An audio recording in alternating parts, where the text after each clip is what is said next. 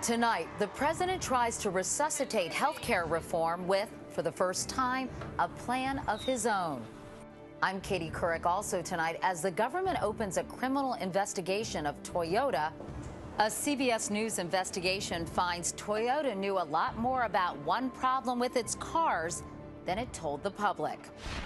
And a chilling indictment as a trusted pediatrician is charged with 471 counts of sexually abusing his patients. I feel like telling him, "You SOB, we trusted you, you know. We trusted you. How could you do that?"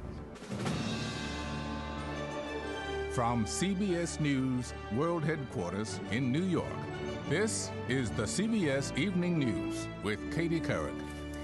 Good evening, everyone. For a year, President Obama let Congress take the lead in reforming health care, and it fell apart.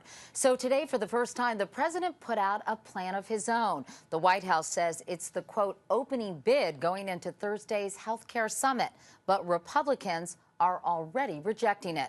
The Obama plan would extend coverage to 31 million uninsured Americans, mostly through subsidies. The price tag, $950 billion over 10 years. It includes no public option. Chip Reid is at the White House tonight. And Chip, I know this plan is $200 billion more than the existing Senate version, and it will not be an easy sell.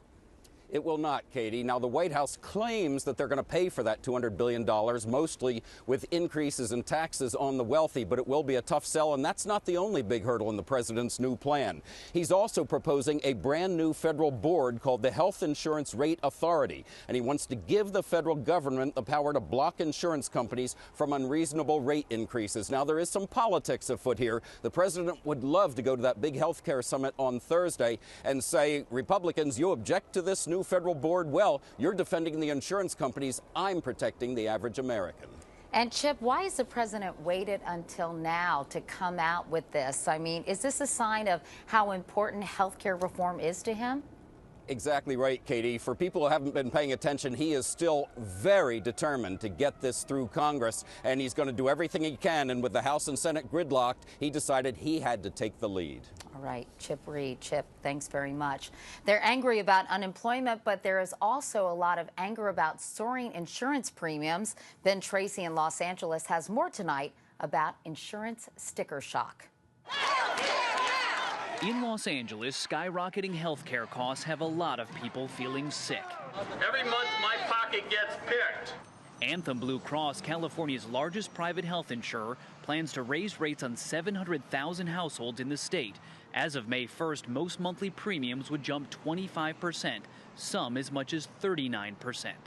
Eileen Lissack is 7 months pregnant, but she wasn't expecting this letter from Anthem raising her premium from $525 to $708 per month, a 35% hike. You have a right to make money, but not at the expense of abusing other people. Nationwide, major insurance companies want to raise premiums by more than 20% in Oregon, Maine, and Connecticut, and a whopping 56% in Michigan. President Obama wants the government to be able to block large premium increases. Yet insurance companies say they have to charge more because fewer people are paying premiums after losing their jobs, and medical costs keep going up. Hospital costs going up over 11%, pharmaceutical costs going up over 13%. That's what we really need to be focused on. However, last year, Anthem sent an estimated $525 million in profit to its parent company, WellPoint. Today, California's insurance regulator announced 732 violations by Anthem, including late payment of claims and misleading consumers. We want them to, number one, pay all claims on time. Number two, pay all claims completely. This is cute, I think. Eileen Lissack just wants to focus on picking out her baby's name. Things that bring you joy, not this. This is not joyful. Not when you can't afford insurance, but can't afford to live without it. Ben Tracy, CBS News, Los Angeles. Tonight's other major development, Toyota is now under criminal investigation. The company says a federal grand jury in New York has subpoenaed documents related to the sudden acceleration problems on some of its cars. Toyota's president will testify before Congress on Wednesday. He'll likely be asked about an internal company memo. that shows Toyota saved $100 million in 2007 by persuading government regulators to narrow their investigation. The regulators agreed to just a limited recall. Meanwhile, CBS News has obtained documents that indicate Toyota knew that some of the surging problems were caused not by floor mats or sticking gas pedals, but by the car's computers. Cheryl Atkinson has the exclusive results of her investigation. And Cheryl, I understand the paper trail goes back 5 years. That's right, Katie. Congress, as you know, already has thousands of pages of Toyota documents to sift through, but we did obtain that one internal document in particular that could be devastating to Toyota's claim that electronics aren't an issue. CBS News has learned that as early as 2005, Toyota engineers were redesigning software in response to complaints of cars surging unexpectedly. That could be crucial because publicly, Toyota has insisted for 6 years through 8 federal investigations that electronics are not to blame when its cars surge, sometimes out of control.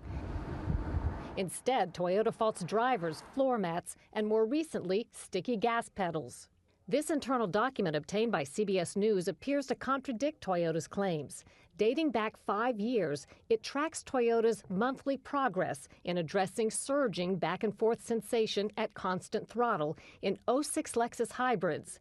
Toyota engineer Matsuhiro Ikeda notes surging between 39 and 44 miles per hour and at 70 miles per hour. The fix, redesigning software for the car's electronic control unit, or ECU. Software planned for first week in August. Today, in response, Toyota acknowledged the internal reports of surging and the software fix, but a spokesman says it wasn't a problem of unintended acceleration. It was a more subtle rocking sensation that caused a seasick feeling and was fixed for customer comfort. Experts say a glitch in Toyota's electronic throttle control system would be much more expensive and problematic than faulty floor mats. If it's an electrical problem, which I believe it is, then it really means that we have to question the whole way that these systems are constructed. So far, Toyota has recalled 7.4 million vehicles for supposed sticky pedals and floor mats, but those vehicles and millions more on the road have the electronic throttle control system at issue in the company's own report in 2005. Katie? Cheryl Atkinson, thanks so much, Cheryl, for that exclusive report. In other news, the 9/11 sequel that might have been, a former airport shuttle driver pleaded guilty today to plotting a massive terror attack here in New York City. Najibullah Zazi, a 25-year-old Afghan immigrant, is likely to spend the rest of his life in prison. Here's Chief Investigative Correspondent Armin Katayan. Speaking in a clear, polite tone, Zazi delivered a most chilling claim. He was recruited and trained by al-Qaeda near the Pakistan-Afghanistan border. He intended to commit a martyrdom operation by blowing up bombs in the subways of New York. In the end, Zazi pleaded guilty to 3 federal counts, including conspiracy to use weapons of mass destruction. It could have been devastating. This attempted attack on our homeland was real. It was in motion, and it would have been deadly. The plea apparently came as a direct result of government pressure to squeeze information out of Zazi. Pressure in the form of recent arrests or indictments of associates and family. In the wake of the plot, CBS News has learned FBI investigators discovered craters in remote wilderness sites in Colorado, where Zazi allegedly honed his bomb-making skills. And scores of agents visited more than 3,000 storage and rental truck facilities in the New York area, searching unsuccessfully for explosives. Zazi said he was willing to sacrifice himself to bring attention to what the U.S. is doing in Afghanistan, a sacrifice that will likely bring him a life behind bars. Armin Katayan, CBS News, New York. And still ahead here on the CBS Evening News, where America stands on credit cards as new consumer protections go into effect. But up next, the shocking story of a pediatrician accused of molesting more than 100 of his young patients.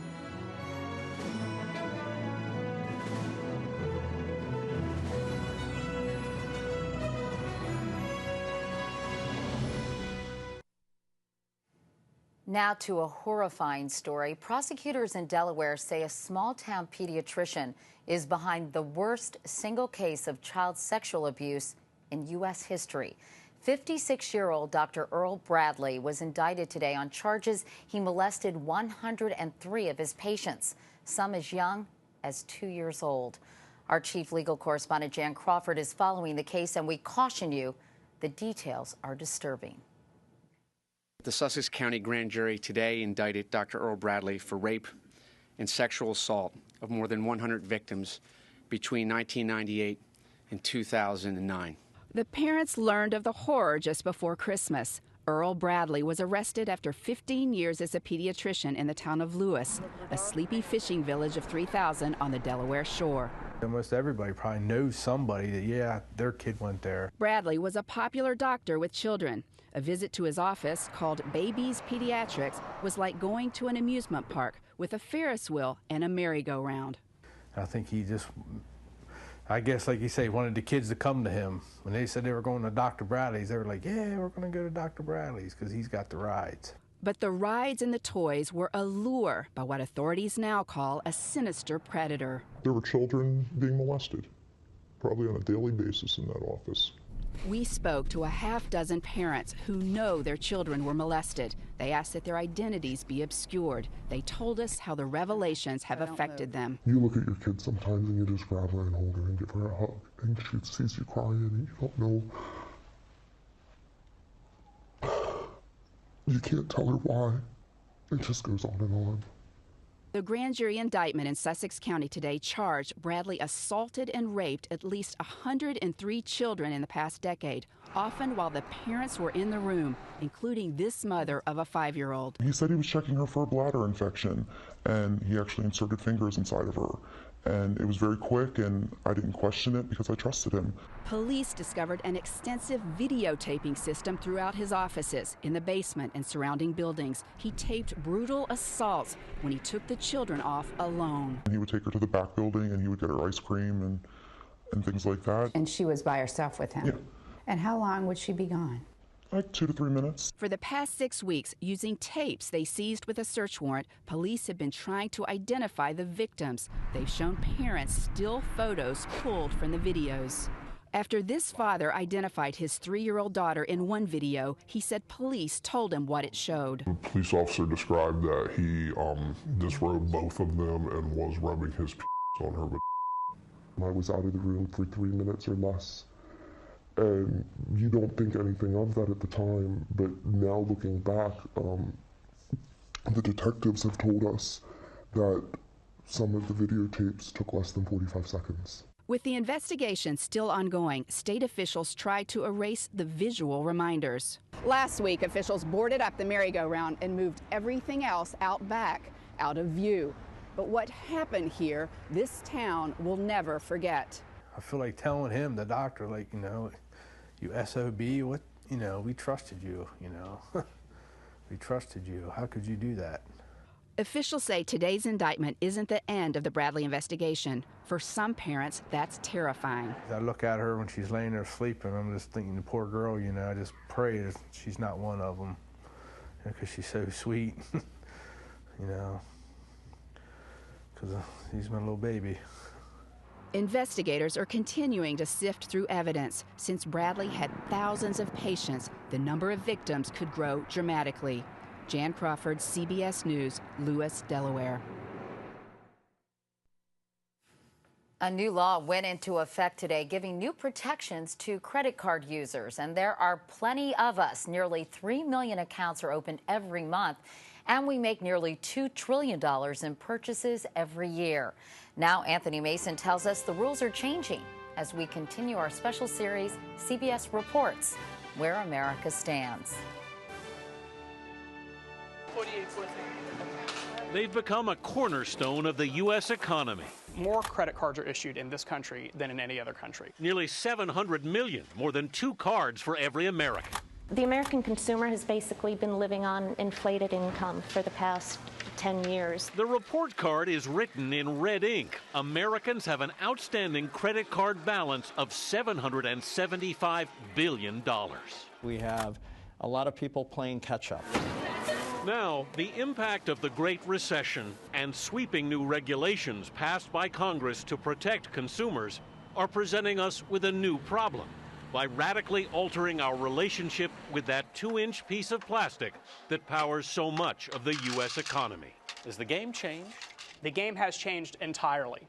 John Alzheimer of Credit.com says the new Cardholders Bill of Rights, which takes effect today, gives borrowers a 21-day grace period to make payments, requires a lender to give 45 days notice before raising your interest rate, and abolishes fees for going over your credit limit. I mean, are these rules likely to cost them money? The over-limit fee restriction will likely cost the credit card industry between $10 and $15 billion. Banks have already started trying to make up some of that lost revenue by hiking other fees and interest rates. In a new CBS News poll, nearly 40% of borrowers say their rate has gone up in the past few months. The average advertised rate for credit cards a year ago was 11.5%. Today, it's 13.5%. Hopefully all these will be shipping by the end of the week. Great. David Duncan used his credit cards to help launch his Georgia-based candle and fragrance company, Patty Wax. But last year, he got a notice from his bank. They cut your limit in half? They cut the limit in half. And did what to the interest rates? I went from 8% to 24%. So Duncan has paid off his cards completely. I've changed my habits. He's not alone. And we're seeing some unbelievable trends we frankly haven't seen before. Dan Adams of Equifax, the Atlanta company that manages 230 million credit files, says Americans have lowered their credit card debt by more than 8% over the past year. At the same time, banks have cut back on credit card offers as delinquency rates have soared during the recession. So what we've seen is a 43% drop in the number of new account openings for a credit card over the past 12 months. We're picking up changes in blood flow. The truth is, our brains may be hardwired to buy impulsively. What exactly is a neuroeconomist? I'm a neuroeconomist. For the past decade, Dr. Gregory Burns of Emory University has been using brain scans to study how we make buying decisions. It's a fight, he says, between the dopamine neurotransmitters in the center of the brain and those are the signals that carry the immediate prospect of reward. And the frontal lobes, which deal with the future. And in fact, when you're doing the brain imaging experiments, you often see kind of a battle being waged between these short-term reward systems and these longer-term planning systems. Burns says our brains are simply better at processing the present. The degree to which that happens affects our balance sheets when we're pulling out the card and making that decision. Analysts see two possible solutions to our credit card problem. First, the U.S. could move to a more cash-based system, like the European model, where shoppers rely on debit cards that draw directly from their bank accounts. Germany has only 4 million credit cards. In France, debit cards outnumber credit cards more than 2 to 1. It forced me to know how much money I have and how much money I can spend, and not thinking, oh, whatever, I will pay next month. Second, we need greater competition. Today, just 10 companies control 90% of the credit card market. But much smaller credit unions often offer much better deals, like First Community in Kalamazoo, Michigan. 6 years ago, this credit union sold its credit card program to a bank. The members were getting upset. The rates were escalating. Consultant Ondine Irving was called in to help First Community rebuild its card program. While the bank charged rates of 12 to 29%, the credit union now offers a starter rate of 8.25% and capped its highest rate at 18%. It's also eliminated balance transfer and annual fees. Credit unions can eliminate all that and still make a profit. And if credit unions can do it, the bank should be able to do it as well. They're just choosing not to. The recession has forced many Americans to confront a credit card addiction. America's relationship with plastic has to change. We can't afford for it not to. Anthony Mason, CBS News, Atlanta. And CBS News asked the 5 biggest credit card issuers for interviews for this story. They either turned us down or didn't respond to our requests. And one more financial note. Did you know Superman's incredible powers include turning a dime into a fortune? The very first Superman comic book sold for 10 cents back in 1938. Today, a rare copy sold at auction for $1 million, the most ever paid for a comic book. And like Superman, the buyer and seller prefer to keep their identities a secret. And that's the CBS Evening News for tonight. I'm Katie Couric. Thanks for watching. I'll see you tomorrow. Good night.